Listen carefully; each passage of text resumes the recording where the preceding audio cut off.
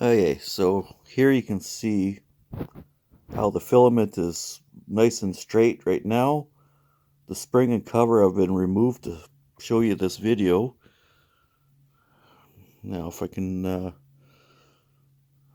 you'll see how it's got to kink everything over to run it in a line, which is completely wrong.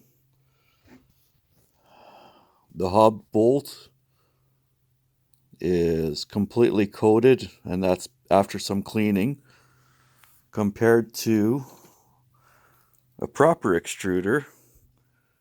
As you can see, the whole thing runs nice and straight against the bolt.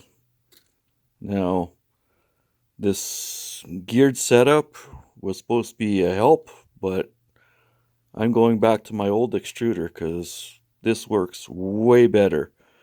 As you can see, there's next to no grinding of filament. Printer speeds haven't changed. Yeah, this extruder is completely useless, for lack of a better word. It's unusable. You know, the filament should be right close to the hob to bolt without putting any pressure. And you can see how it has to bend this guide tube over. That shouldn't be like that.